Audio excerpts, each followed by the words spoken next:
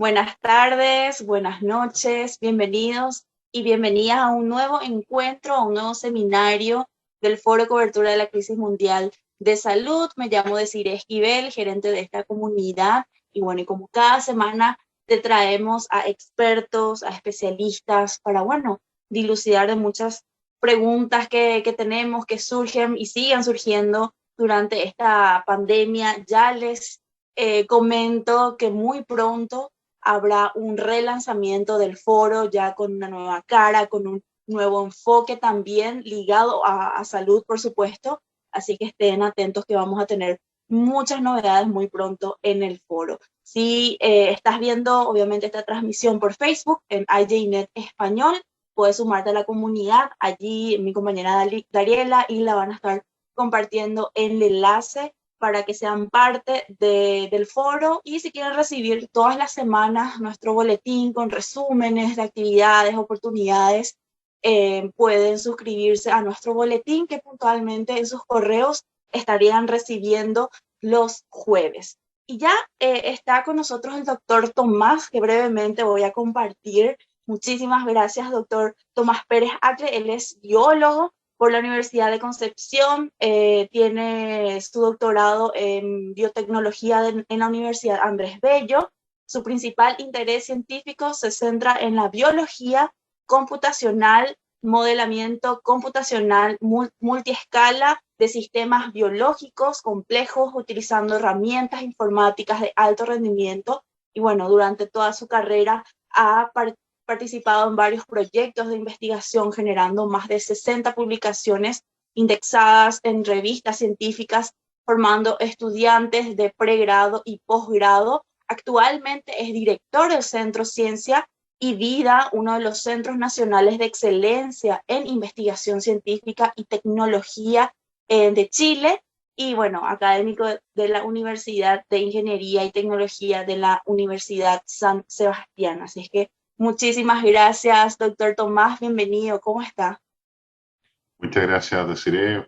Feliz de estar acá con ustedes y tratar de compartir algo de nuestro quehacer y de la información que creo que puede ser muy relevante, sobre todo para entender la situación actual y para tratar de proyectar lo que se nos viene al futuro. Por supuesto. Y mientras varios sectores de la población aún no ha recibido ni siquiera una dosis de vacuna contra la COVID, y hablamos de algunos países, principalmente América Latina, ¿verdad? En muchos países se está impulsando la tercera dosis ya. En Chile, por ejemplo, entiendo que ya gran parte ha recibido la tercera dosis, pero no en otros países, la dosis de refuerzo. Y sobre eso, doctor, ¿cuál debería ser la prioridad, principalmente para nuestros países, ¿verdad? Que están atrasados en América? Claro. Bueno, es muy cierto lo que tú dices, que estamos enfrentando una inequidad ahora desde el punto de vista del acceso a la vacuna. No todos los países tienen la posibilidad de acceder a las vacunas, tal como ha sido afortunadamente el caso de Chile o de Uruguay, aquí en Sudamérica. Y lo que más bien estamos viendo hoy día es que esta inequidad en el acceso a las vacunas está de la mano de una dispersión de la enfermedad que no nos ha tratado a todos los países de la misma manera. En el caso de Chile particularmente tenemos dos estadísticas que son relevantes de tener en consideración. La primera es que tenemos más del 84% de la población, no de la población objetivo, sino de la población total, que ha recibido al menos dos dosis de la vacuna. Y tenemos un 25% de la población que ha recibido una dosis de refuerzo. Cuando enfrentamos a situaciones como las de, por ejemplo, países como Haití, que realmente la vacunación ni siquiera alcanza al 10% de la población. Por lo tanto, está claro que estamos enfrentando una situación de inequidad desde el punto de vista de las vacunas. Afortunadamente para algunos países como el nuestro, esto ha significado una preparación muchísimo mayor para enfrentar a esta nueva variante, que es la variante Delta, que es una variante más contagiosa, que produce mayor infectividad y que además tiene una particularidad frente a la variante anterior, a las variantes anteriores, que es infectar de manera transversal a toda la población. En las variantes anteriores decíamos que potencialmente quienes se iban a ver más afectados eran las personas mayores, las personas más antiguas, ¿no? Sin embargo, hoy día lo que ocurre es que Delta tiene la particularidad de infectar a todo el mundo, a toda la población de manera más o menos homogénea.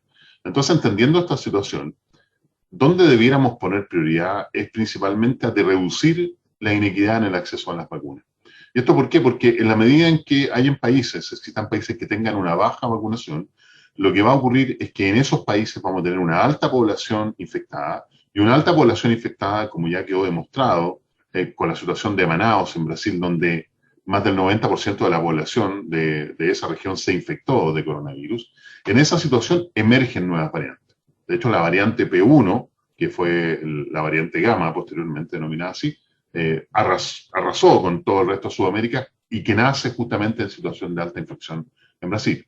Por lo tanto, si no nos preocupamos de reducir la inequidad al acceso a las vacunas, lo que va a ocurrir es que vamos a tener poblaciones altamente infectadas, desde las cuales van a emerger nuevas variantes que potencialmente podrían poner en jaque no solamente la situación sanitaria de los países, sino, como ha quedado demostrado en la pandemia, la situación económica y la situación social de los países.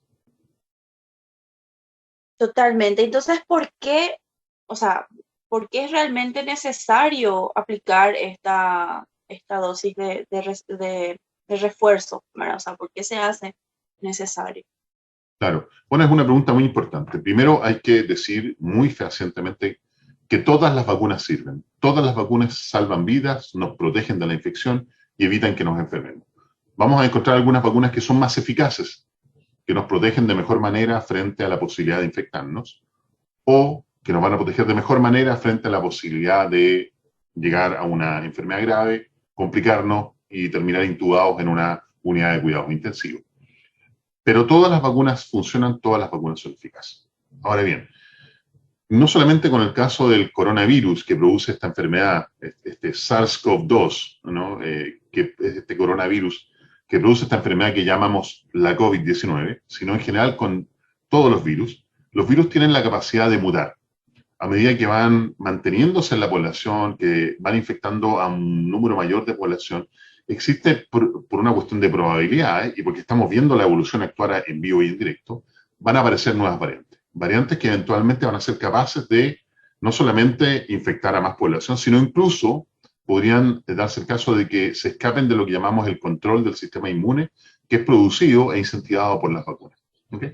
Ahora bien, ¿por qué es necesario aplicar una tercera dosis? Porque las vacunas, siendo eficaces y todas funcionando en mayor o menor medida, tienen un periodo de duración limitado. Esto porque, entre otras cosas, nuestro cuerpo no va a gastar energía metabólica, diríamos nosotros, en producir anticuerpos contra un virus que no está enfrentando o contra una bacteria que no estamos enfrentando. Por lo tanto, la capacidad inmune que nos otorga la vacuna va a durar una cierta cantidad de tiempo. En el caso de este virus, se estima que es del orden de entre 4 a 6 meses, dependiendo de la vacuna. Por lo tanto, en una situación pandémica, donde, por ejemplo, gracias a la inequidad en la distribución de las vacunas o a la influencia que puedan tener los grupos antivacunas, los movimientos antivacunas, en disminuir el porcentaje de la población que está siendo vacunada, nos vamos a enfrentar nuevamente y de manera constante a nuevas variantes que van a provenir principalmente de grupos altamente infectados. Entonces se hace necesario estar recibiendo dosis de refuerzo cada 4 a 6 meses, al menos durante este periodo, producto de la alta infección que ocurre a nivel mundial y por la subsecuente aparición de nuevas variantes. Es muy importante esto, sobre todo, como en el caso de lo que ocurrió en Chile, en los cuales, a partir de algunos reportes que nosotros entregamos a las autoridades, participamos muy fehacientemente, con mucho ahínco, de la discusión que se dio por ahí por mayo de este año por la posibilidad de ir a una dosis de refuerzo. Y en ese minuto nuestros argumentos eran eso. Es cierto que teníamos en ese minuto un porcentaje muy alto de la población vacunada, pero no era menos cierto que un porcentaje muy alto, sobre todo los adultos mayores, ya habían transcurrido del orden de entre 4 a 6 meses desde su segunda dosis. Por lo tanto, si queríamos enfrentar a Delta, a esta variante que nos está golpeando hoy día, no solo en China, en el resto del mundo, de la mejor manera, debíamos ir a la dosis de refuerzo. Afortunadamente, las autoridades no solamente nos escucharon a nosotros, sino al resto de la comunidad académica que llamábamos a la dosis de refuerzo, y hoy día, como te digo, tenemos una situación bastante buena en el caso de Chile, ¿no? Pero esta situación que estamos viviendo en Chile tenemos que usarla como ejemplo para reconocer que es necesario no solo aumentar la cobertura de la vacunación, romper esta inequidad que se dan particularmente en Sudamérica o en África, sino también, es más, ir a la dosis de refuerzo al menos del orden de 4 a 6 meses desde la segunda dosis, porque inevitablemente nos vamos a seguir enfrentando a nuevas variantes de este virus a medida que vaya pasando el tiempo, producto, entre otras cosas, de la gran infección que tenemos a nivel mundial. Totalmente, así que si te toca, aprovecha, ¿verdad? Y la de refuerzo también aprovecha, que por eso dice de refuerzo la vacuna. Y bueno, este espacio de poder tenerlo, doctor, también hay que agradecer a Llambias Comunicación y Ciencia, ¿verdad? Que siempre apoya el foro, apoya nuestras actividades y bueno, increíbles profesionales nos acerca para poder tener estas charlas y dilucidar todas estas preguntas que tenemos. Si es que muchas gracias a Llambias, a todo el equipo de Inés, a Nicolás, que bueno, nos dan siempre esa mano y tenemos estas oportunidades de seguir conociendo, de seguir mejorando nuestras coberturas y acercando a fuentes. Así es que allí justamente vamos a estar compartiendo algún usuario, doctor, ¿verdad? Para poder seguirle en las redes sociales y bueno, para poder seguir su trabajo también, por supuesto. ¿Y cuán efectivo es o puede ser, ¿verdad? En todo caso, aplicar dosis de refuerzos a nivel global? Eh, Cuando existen muchas personas bueno, que se niegan a recibir las vacunas contra la COVID, porque hay todavía grupos fuertes de negacionistas, ¿verdad? Que polulan en nuestros países, ¿verdad? Entonces, cuando existe, o sea, ¿cómo vamos a hacer, cómo trabajar con ello, ¿verdad? O sea, ¿cuán efectivo puede ser aplicar esto? Lo primero que tenemos que reconocer es que no solamente estas teorías conspiranoicas y las noticias falsas o fake news nos afectan en el momento en que queremos tomar decisiones, por ejemplo, en el caso de la vacunación, sino en nuestra vida diaria, ¿no? Asumiendo que existen estas noticias falsas y estas teorías conspiranoicas que se mueven principalmente a través de redes sociales, donde pululan y se hacen fuertes, ¿no? Y crean estos guetos de opinión donde se producen estos contextos que llamamos cámaras de ecos digitales, ¿no? Donde yo lo que hago es dejar de seguir a las personas que no piensan como pienso yo y por lo tanto en un minuto todo el mundo piensa igual que yo y estoy en una especie de cámara de eco. Y por lo tanto cuando la sociedad se divide de esa manera, se parcializa la opinión de esa manera, es muy difícil romperla y emergen estas situaciones muy complejas, no solamente que nos tienen complicado en el tema de la vacuna, sino otros aspectos, ¿no? Hay que reconocerlos como tal. Entonces, en esa situación nos podemos preguntar qué tan relevante es ir hacia las dosis de refuerzo. Para responder a esa pregunta, primero hay que ir más atrás. Ya hemos establecido el punto de la necesidad de romper la inequidad enorme que existe en vacunación a nivel del mundo, ¿no? A nivel mundial. Pero una vez que hemos roto esa inequidad y que le damos acceso a los países, porque finalmente esto es un problema mundial, este no es solamente un problema de los países ricos o de los países pobres, es un problema mundial. Si los países pobres no tienen acceso a las vacunas, nos vamos a estar enfrentando a nuevas variantes de este virus a medida que va pasando el tiempo y vamos a tener que estar enfrentándonos a situaciones de colapso hospitalario, de la urgencia por sacar nuevas vacunas, la vida que hemos vivido los últimos 2 años, ¿no? Entonces eso es muy importante romperlo. Una vez que hemos avanzado en la vacunación, es muy importante avanzar también en la tercera dosis.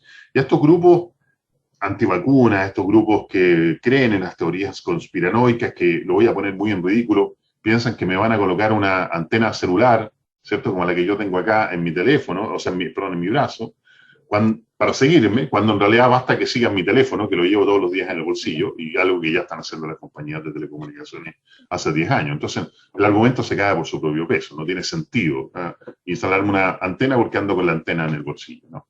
Entonces, ahí realmente tenemos que enfrentar esta situación desde el punto de vista de lo que matemáticamente diríamos nosotros la reducción al absurdo. Cuando te digo que en realidad no tienen para qué meterme una antena celular en el brazo, porque la tengo en el bolsillo, en realidad el argumento se cae por su propio peso, ¿no? O cuando lo que quieren hacer es cambiarnos el material genético, porque de alguna manera eso nos va a llevar a algún tipo de control mundial. Lo que hay que decir es que las vacunas no cambian el material genético de ninguna manera. Lo que están dándonos las vacunas es un pedacito del virus o las instrucciones para que nuestras células que se infectan con estos virus que vienen en la vacuna produzcan pedacitos del virus, nunca el virus completo, y ahí nuestro cuerpo genere la respuesta inmune. Entonces, la forma de lidiar con eso primero es con conocimiento y lo segundo es con concientización.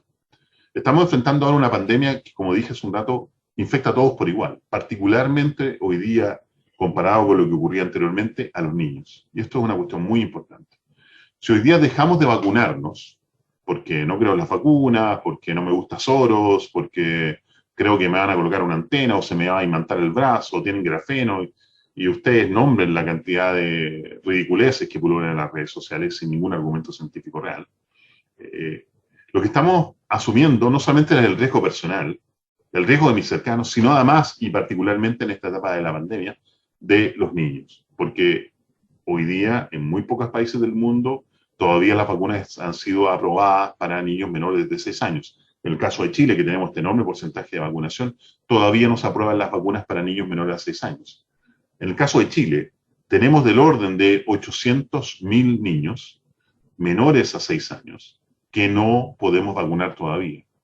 Hay un porcentaje muy alto, un porcentaje, perdón, bajo afortunadamente, pero que en suma son del orden de 1.200.000 personas en todo Chile, del orden de 600.000 personas que no son niños, que no se han querido vacunar, por la razón que sea, ¿no? Muchas de estas teorías conspiranoicas. Entonces, cuando ellos no se vacunan, no solo se ponen en riesgo a sí mismos, sino particularmente a los niños con los cuales interactúan. Y por lo tanto, la vacunación, y alguna vez lo escuché por ahí y me gustó mucho, es un acto de amor social. Es un acto en el cual yo me comprometo con mi salud y con la salud de la sociedad para proteger principalmente a aquellos que no se pueden vacunar, que en este caso son los niños o aquellas personas que tienen algún tipo de enfermedad que por una condición autoinmune, por ejemplo, no pueden vacunarse, que son afortunadamente muy pocas personas. Entonces, hay que ir a la dosis de refuerzo, pero primero avanzar en la concientización de las personas. Y a esta situación, doctor, se le suman acontecimientos de fin de año escolares, ¿verdad? Que son de finalización de curso, que entrega de certificado, que un montón de cosas, ¿verdad? Que se genera ese debate, ¿verdad? De excluir a la gente que no se vacuna, que no, que por constitución en algunos países no, porque eso es, ¿verdad? Violar los derechos de cada uno y toda la historia. Entonces, allí es donde, incorporado este elemento, que es obviamente la pandemia y que están las vacunas a disposición, o sea, ¿qué prima, verdad? ¿Qué pongo primero? O sea, el derecho a que podamos todos compartir o de hacer esa separación, porque algunos no se vacunaron, otros sí. Entonces se genera también ese, ese debate, ¿verdad? Claro, un debate muy interesante, ético, moral y ético principalmente, pero que no podemos dejar pasar. Es un debate muy relevante, porque cuando termina la libertad del que por decisión propia decidió no vacunarse, comienza la libertad de la persona que no puede vacunarse, porque tiene alguna enfermedad, o porque no está en el grupo etario o no tiene la edad precisa para recibir la vacuna, no puede vacunarse. Y ese es el conflicto muy, muy complejo que estamos enfrentando hoy día. Como sociedades tenemos que enfrentar este conflicto, no podemos hacerle caso omiso. Y en ese contexto, las autoridades están llamadas a tomar las decisiones para proteger a la población, incluso contra, y esto lo voy a decir con todas sus letras, ¿no? Incluso contra los deseos de la misma población. El caso de Austria es emblemático.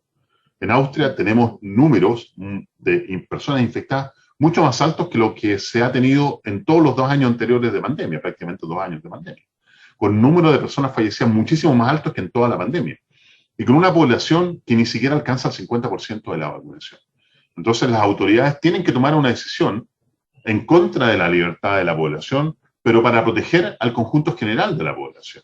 Porque es cierto, los van a limitar en su movimiento, los van a someter a cuarentena a todas las personas que no están vacunadas, pero para proteger principalmente a las personas que no se pueden vacunar todavía. Vuelvo a insistir en esto. Delta tiene la mala costumbre de infectar a todo el mundo por igual, sean niños, jóvenes, adolescentes o personas mayores. Y por lo tanto, hay que proteger a aquellas personas que hoy día no se pueden vacunar. Es cierto que es mucho mejor la zanahoria que el garrote, ¿eh? Es decir, dar algún incentivo para que las personas se vacunen en vez de alguna medida coercitiva para obligarlos a vacunarse.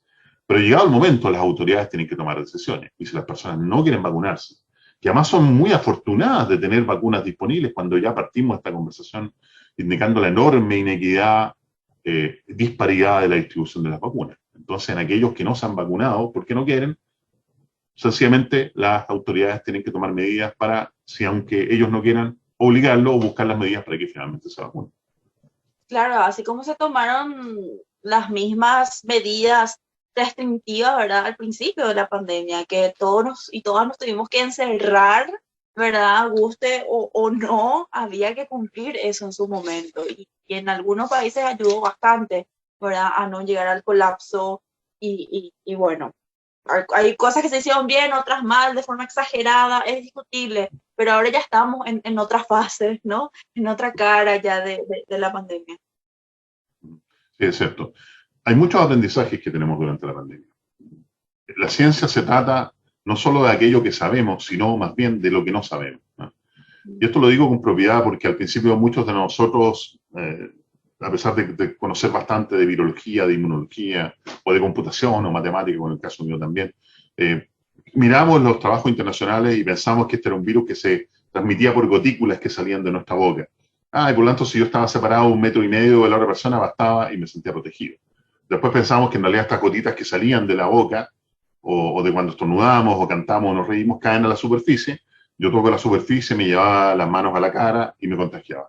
Y en realidad hoy día sabemos que todo eso no es cierto, puede ser parte del contagio, pero no es lo más relevante. Esto es un virus que se transmite por aerosol. Entonces, si yo entro a un lugar cerrado, que no está bien ventilado, y hay una persona que está infectada y entró previamente a ese lugar, potencialmente me podría yo contagiar sin siquiera haber estado en contacto con la persona. ¿Okay?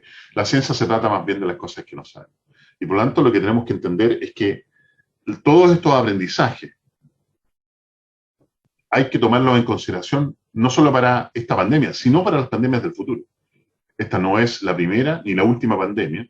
A medida de que el calentamiento global vaya derritiendo el permafrost y vaya exponiendo esta enorme cantidad, millones de toneladas de materia orgánica en el norte de Siberia, o que el cambio climático vaya empujando al ser humano a meterse cada vez más, a quitarle espacio al ambiente natural, a interactuar más con animales salvajes porque necesito comer o por la razón que sea, van a seguir surgiendo pandemias. Los virus existen donde haya vida, es inevitable que existan. Y por lo tanto, en esa condición, esta no es la última pandemia y por lo tanto es súper importante entender que todos los aprendizajes no solo sirven para esta pandemia, sino más bien para las pandemias del futuro. Para las futuras. Y sí, hay que ser crudos en ese sentido, ¿verdad? O sea, tenemos el cambio climático a mil y es un tema que tenemos que tratarlo. Pero bueno, pueden seguir la transmisión también a través de IJNet Español en Facebook. Allí nuestra compañera del foro, Hilda, va a estar compartiendo de vuelta el enlace para que puedan compartir, para que puedan difundir esta interesante charla con el doctor Tomás, que bueno, gracias a Llambias Comunicación y Ciencia le podemos tener acá respondiendo todas nuestras dudas. Y acá, bueno, hace poco miembros de la Organización Mundial de la Salud cuestionaron un poco que aplicar dosis de refuerzo era como dar chalecos salvavidas a quienes ya lo tienen y dejar ahogarse a los demás. ¿Cuál es tu opinión al respecto? En estricto rigor tienen razón, particularmente cuando asumimos que hay una enorme inequidad en la distribución y en el acceso a las vacunas.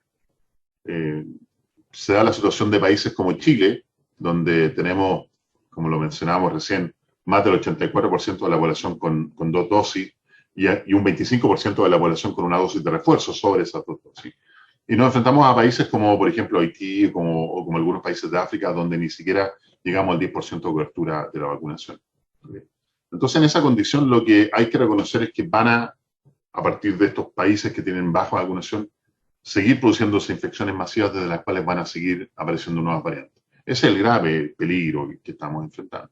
Por lo tanto, cuando la OMS llama a que los países retrasen su tercera dosis, tienen razón, pero no solamente denunciar el problema, y ahí está la crítica, no solamente ir a denunciar el problema, sino también hacerse partícipes de la solución. Y ahí, a mi juicio, la OMS ha fallado en coordinar los esfuerzos internacionales para que los países que tienen mayor riqueza, para que las multinacionales que producen las vacunas, que entre otras cosas en el medio de la pandemia se les ocurre aumentar el precio de las vacunas, como fue el caso de Pfizer, ¿cierto?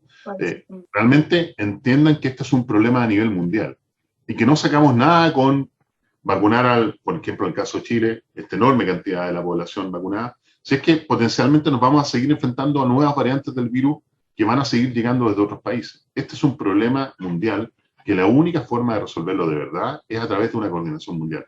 Es muy parecido al cambio climático en ese sentido. Hay acciones locales que yo puedo hacer en cada uno de mis países o en mi vida diaria. Yo puedo venirme en bicicleta al laboratorio, o plantar más árboles, o reciclar, tratando de reducir mi huella de carbono. Pero si todo el mundo no se pone de acuerdo en hacer exactamente lo mismo, finalmente va a ocurrir este hastío del apocalipsis, donde creo que todas las medidas que yo tomo finalmente no sirven de nada porque mi vecino, porque el país de al lado no toma las mismas medidas. Aquí va a ocurrir exactamente lo mismo. Pero nuevamente, no solamente denunciar el problema, sino también hacerse parte de la solución. Coordinar de alguna manera un esfuerzo internacional, un fondo internacional, llamar a que las farmacéuticas bajen los precios o hayan programas especiales para ir en ayuda de aquellos países que tienen bajo acceso a la vacunación, porque de lo contrario, esta pandemia nos va a seguir pegando tan fuertemente como nos ha pegado en los últimos 2 años. Así es. Si tienen preguntas, pueden dejarlo libremente acá en Zoom, que vamos a hacer todo lo posible para poder responder acá con el doctor Tomás. Desde Facebook también, por supuesto, están cordialmente invitados e invitadas a dejar sus preguntas. La inequidad en la distribución de las vacunas. Ya hablamos un poco de eso ahora a principio. Además de exponer a un gran número de personas al riesgo de infectarse por el virus, también permite la aparición de variantes justamente letales o nuevas que bueno, aumentan la amenaza.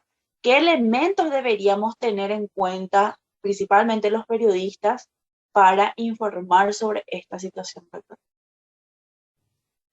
Claro, a ver, lo hemos dicho varias veces ya durante la conversación, pero creo que vale la pena de todas maneras reiterarlo. Vamos a poner el ejemplo de la influenza española. La influenza española es la que hoy día conocemos como influenza estacional. Miren lo que les estoy diciendo.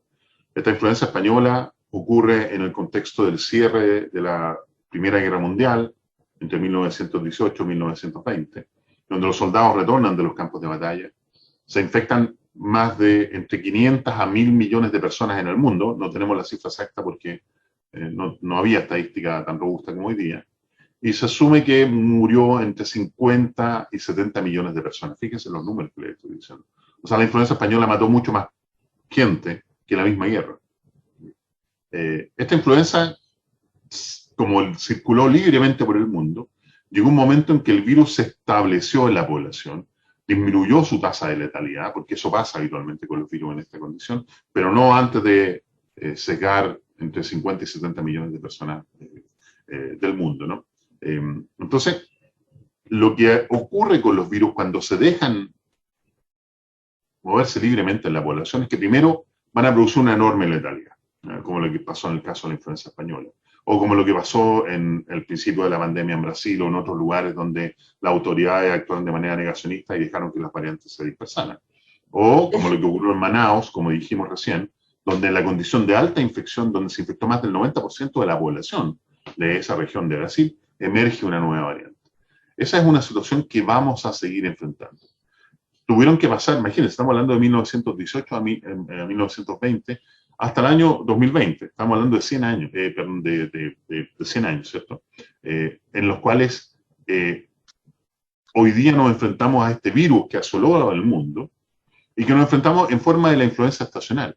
O sea, si no nos preocupamos hoy día de tratar de atajar esta pandemia, van a tener que pasar 100 años, quizá un poco menos, para que nos estemos enfrentando a este virus en una condición más inocua del virus, ¿no? Una condición que produzca menos letalidad, como es el caso actual de la influenza estacional, que como digo, viene de la influenza española, ¿no? Por lo tanto, lo que tenemos que, si reconocemos eso como una realidad, lo que tenemos que hacer hoy día es tratar de evitar lo máximo posible que aparezcan nuevas variantes.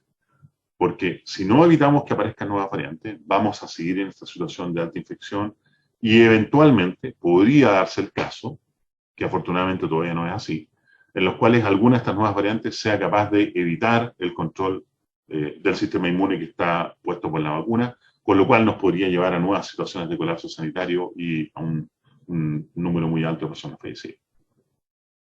Claro, cada poquito voy compartiendo las preguntas. Hay algunas bueno, ya estuvimos conversando anteriormente. Igual te lo leo, doctor. Acá, por ejemplo, dejan en Facebook. ¿Cuáles son las diferencias que persisten en la distribución a nivel global y de qué manera esas diferencias constituyen un obstáculo para superar a la pandemia? Bueno, yo te diría que uno de los principales obstáculos que tenemos hoy para superar la pandemia. El otro, por cierto, es el negacionismo. Otro obstáculo no menor son las noticias falsas, son las teorías conspiranoicas, los movimientos antivacunas que no tienen ningún asidero científico por ningún lado, ¿cierto? Y que además yo los tildaría incluso de grupos egoístas que lo único que persiguen es un beneficio propio de poder ejercer su libertad, no siendo plenamente conscientes de que cuando termina su libertad empieza la del otro, particularmente aquellos que no se pueden vacunar. Entonces, en la medida en que tengamos una dispersión desigual de las vacunas, en la medida en que no tengamos acceso a nivel poblacional, estamos hablando, a nivel del mundo incluso, de las vacunas de una manera rápida, expedita y a bajo costo, vamos a seguir enfrentando nuevas variantes del virus. Y van a tener que pasar a lo mejor 100 años para que este virus logre establecerse en la población, tal como el caso de la influenza española, en una influenza estacional, o a lo mejor en otro tipo de influenza. Si por otro lado somos capaces de distribuir apropiadamente y de manera rápida y expedita la vacuna, vamos a acelerar ese proceso en el cual este virus va a establecerse en la población como otra más de las pandemias que circulan todos los años contra las cuales no tenemos que vacunar, como nuevamente el caso de la influenza española. Este es un virus que llegó para quedarse. No nos vamos a poder deshacer de este virus. Esto es una cuestión que ya tenemos asumida desde el punto de vista científico. Y por lo tanto es tan importante, asumiendo esto, avanzar en una distribución más homogénea de las vacunas, de la manera que lo llevemos a una pandemia tipo influenza estacional lo antes posible. Pero eso no va a ocurrir a menos que tengamos, en el corto plazo, a menos que tengamos una mejor y una mayor distribución de vacunas. Totalmente. ¿Cómo sostenemos, pregunta acá una colega, los avances que se lograron con la aplicación de vacunas contra la COVID en nuestros países? Bueno, primero con información fidedigna, convencer a las personas de que todas las vacunas son eficientes, todas son eficaces, todas evitan la infección y salvan vidas, algunas más que otras, pero todas son buenas, ¿cierto? Lo segundo es que tenemos que ser capaces de llevar la información de la manera más simple posible, porque aquí estamos en una lucha de poderes, en cierta manera. La lucha entre la información y aquellos que queremos que la información llegue lo más simple posible, y entre ellos ustedes son pieza clave como periodistas, y la sociedad que es la que está sometida a estas enormes presiones, presión económica, presión social, todo tipo de presiones, de tal forma de poder luchar contra estos movimientos antivacunas, contra las personas que están llevando adelante por intereses propios y muchas veces por intereses económicos, ¿cierto? Sus propias visiones del mundo, las visiones conspiranoicas, las visiones de movimientos antivacunas, porque siempre por detrás de esto algo te quieren vender o algo te quieren de alguna manera reclutar para que formes parte de algún tipo de grupo que tenemos que donar algún tipo de plata para mantener el grupo vivo, ¿no? El interés económico está lamentablemente por detrás de esto.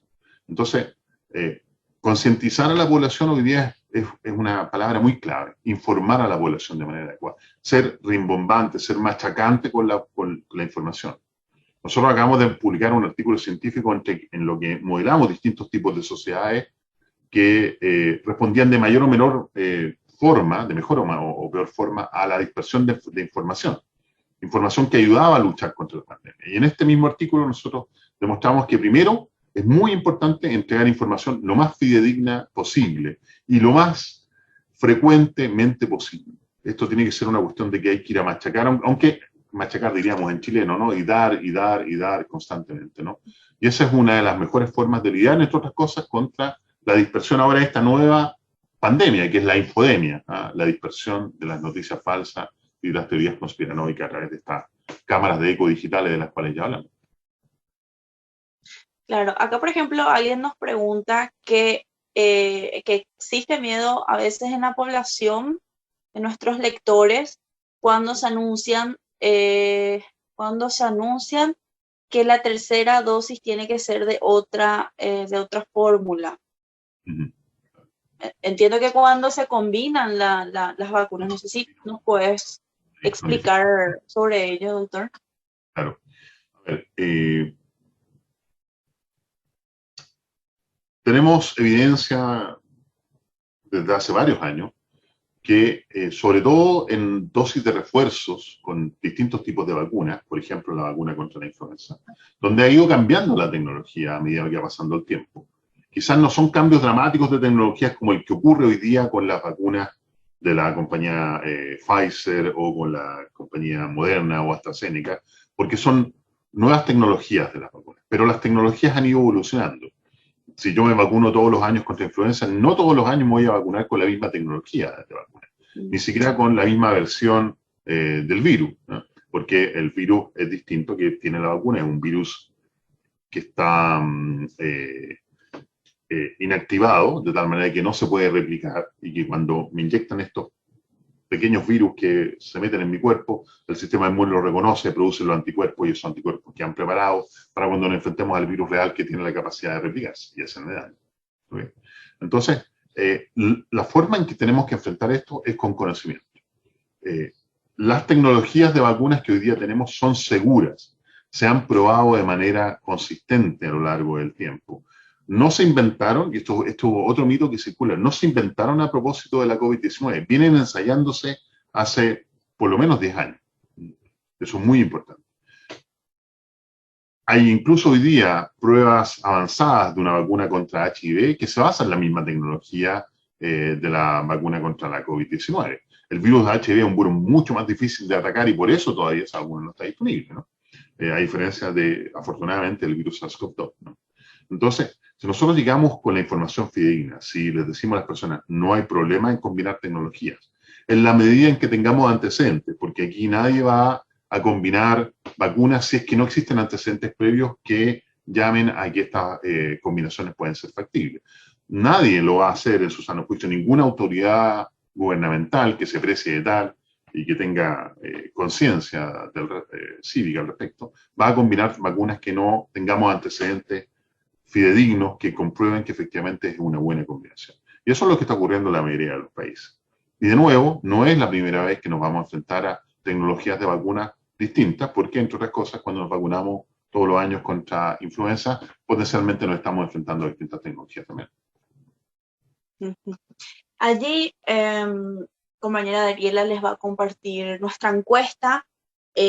Justamente uno de estos temas, doctor, salió de la encuesta de hablar mejor y que se explique mejor, ¿verdad?, sobre la dosis de refuerzo para nuestras audiencias. Y bueno, les invito a que completen, a que puedan dejarnos sus comentarios y, por supuesto, dejarnos otras sugerencias, ¿verdad?, para próximos encuentros, próximas actividades. De hecho, que la próxima semana vamos a estar en la Universidad Católica Andrés Bello de Caracas, Venezuela. Vamos a estar compartiendo con estudiantes de comunicación allí para desarrollar el segundo encuentro del foro en tu universidad, donde, bueno, también tratamos de llegar a esas nuevas generaciones de una manera más eficiente, con temas más prácticos para los estudiantes. Así es que si les interesa que estemos en sus universidades, que estemos justamente con nuestras prácticas sobre gestión de comunidad, como fortalecimiento del periodismo, pueden escribirnos y dejarnos allí en la encuesta. Entre paréntesis, aprovecho eso, doctor, para mencionar, ¿verdad?, porque también tratamos de generar oportunidades y herramientas para estudiantes, ¿verdad?, que ahora tienen un sinfín de maneras, de formas para comunicar y, bueno, generar comunidades y audiencias. Acá nos preguntan, ¿estas vacunas ya vamos a tener que aplicarnos como la influenza cada año o cómo? Sí, lo más probable es que sí. Hoy día ya las estamos aplicando, al menos en el caso de Chile y otros países, después de 6 meses.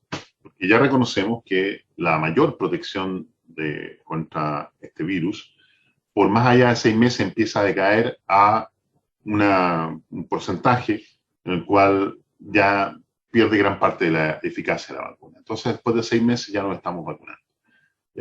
Hoy día son 6 meses, pero son 6 meses porque estamos enfrentando nuevas variantes. Porque nuevamente, como tenemos un alto nivel de infección a nivel en el mundo, particularmente en los países que tienen pocas vacunas, van a surgir nuevas variantes. Es de esperar que con una mayor cobertura de vacunas, quizás podríamos pasar de los 6 meses a los 10 meses o a los 12 meses, para eventualmente enfrentarnos a una situación muy parecida, una condición estacionaria, como la que diríamos, que vivimos hoy día con influenza estacional, tal manera de inocularnos una vez al año. Eso es previsible, pero para llegar realmente a esa situación, lo primero es romper con la inequidad de las vacunas, si no, finalmente vamos a tener que estar vacunándonos cada 6 meses, porque van a aparecer nuevas variantes cada vez más contagiosas. También hay una cierta probabilidad de que se vuelvan menos letales. Eso suele ocurrir con los virus. El caso es nuevamente la influenza española lo demostró. La primera vez que llegó la influenza española fue muy letal. Se dispersó sin control con la población, salvo las medidas no farmacéuticas como cuarentenas, como mascarillas, ¿cierto? Que podemos ver en las fotos de esa época. Pero a medida que ya después volvió de manera estacional, cada vez fue menos letal, ¿no? En general nosotros esperaríamos de la evolución de los virus que vaya en esa dirección.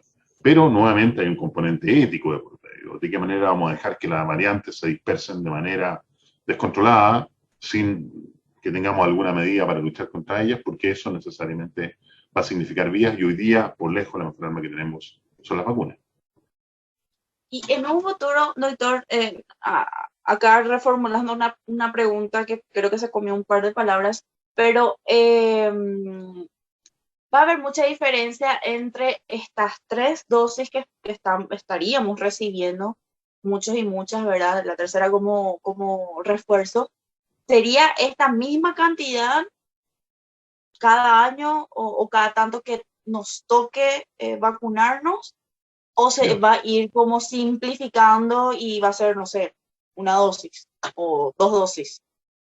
Obviamente que eso es como muy a futuro, ver muy futurista, ¿verdad? Pero ¿qué cree usted? Mira, lo primero es hablar de esquema completo de vacunación, porque no todas las vacunas requieren 2 dosis. Hay vacunas que son monodosis. Bien. Claro. En el caso de las vacunas con monodosis, hablamos de la dosis de refuerzo, que sería una segunda dosis. En el caso de la mayoría de las vacunas que requieren 2 dosis para llegar a inmunidad completa, requiere una dosis de refuerzo y hablamos de 3 dosis. Entonces, lo relevante es que hoy día todos aquellos que ya pasamos por nuestro esquema completo de vacunación y tenemos una dosis de refuerzo, esa dosis de refuerzo debiera durar al menos el mismo tiempo que duraba el esquema completo de vacunación, es decir, en el caso de lo que estamos discutiendo hoy día en términos generales, del orden de 6 meses.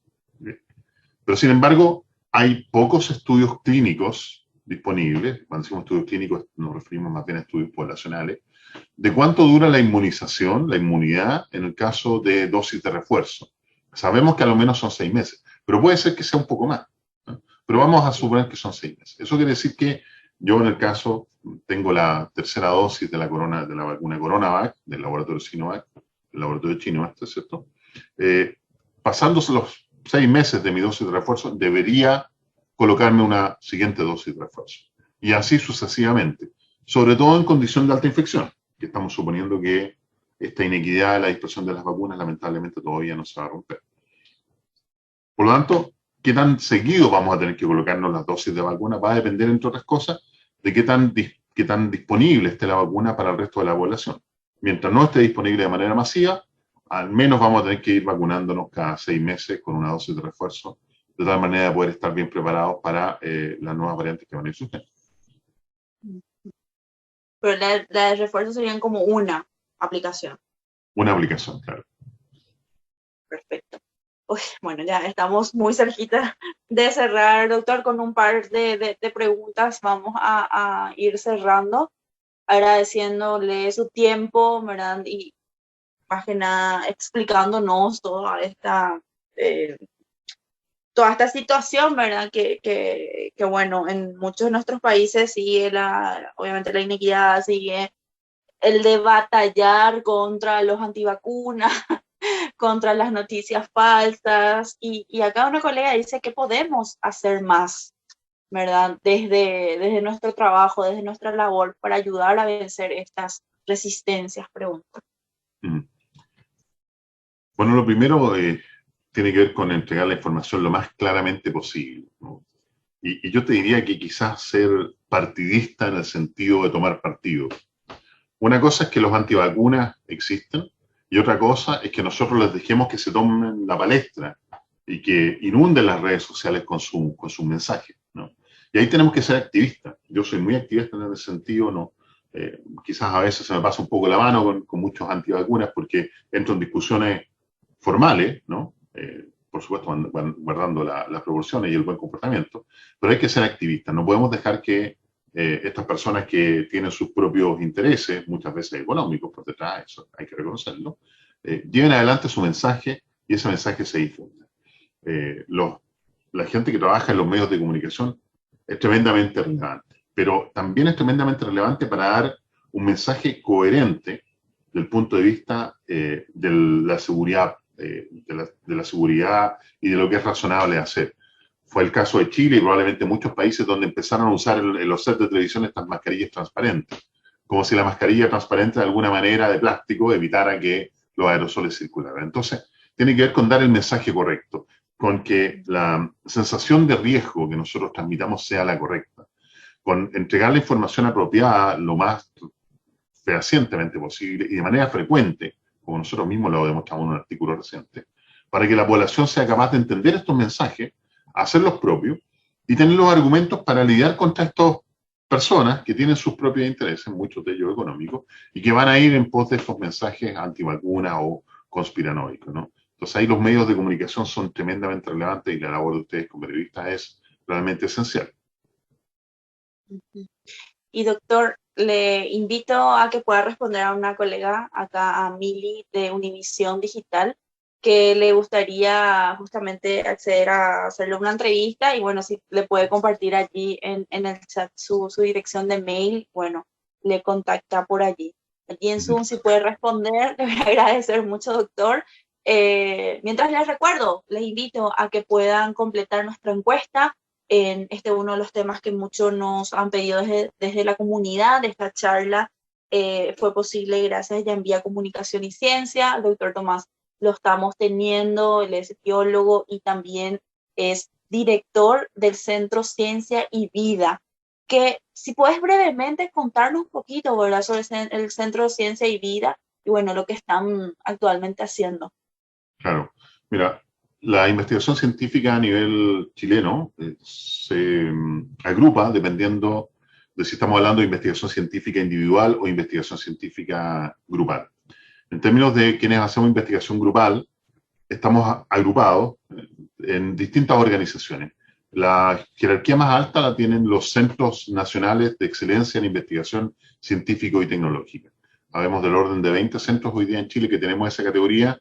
Uno de esos centros es nuestro centro, el Centro Ciencia y Vida, que está albergado en una fundación de investigación científica que se llama la Fundación Ciencia y Vida, de la cual también participa la Universidad de San Sebastián. Nuestro quehacer tiene que ver más bien con las ciencias biológicas. Cómo nosotros podemos tomar el conocimiento de las ciencias biológicas para impactar de manera positiva en el desarrollo de las sociedades. Ayudar a que los países transiten hacia la economía del conocimiento es parte del quehacer y de nuestra visión como centro. Y dentro de ese contexto nosotros tenemos 5 áreas de desarrollo. Un área tiene que ver, por cierto, en investigación científica de excelencia, donde recorremos diversos aspectos que están relacionados con la biomedicina, desde aspectos teóricos, computacionales, como los que hacemos nosotros, pasando por virología, pasando por microbiología, por inmunología, por biomedicina, por cáncer, por una serie de áreas de investigación científica, donde hacemos investigación de avanzada y donde la cual, a partir de nuestra propia investigación, tratamos de crear valor a través de no solo la investigación científica, sino también de la formación de personas, estudiantes de doctorado y de pregrado, y también a partir de la creación de capital económico, producto de empresas y producto de innovación. Mucho de lo que hacemos nosotros termina en innovación, para la cual creamos nuestras propias empresas, ayudamos a las empresas a que surjan y de tal manera tener también un sistema de sustentabilidad para el centro de largo plazo. Y también nos interesa ser actores en el contexto internacional, participar de redes internacionales y participar activamente del apoyo a la definición de políticas nacionales, tal como el caso mío que me tocó ser miembro de la mesa de datos durante el año pasado en la COVID-19 y que logramos que el gobierno difundiera datos de manera anonimizada y de alta calidad para seguir la pandemia.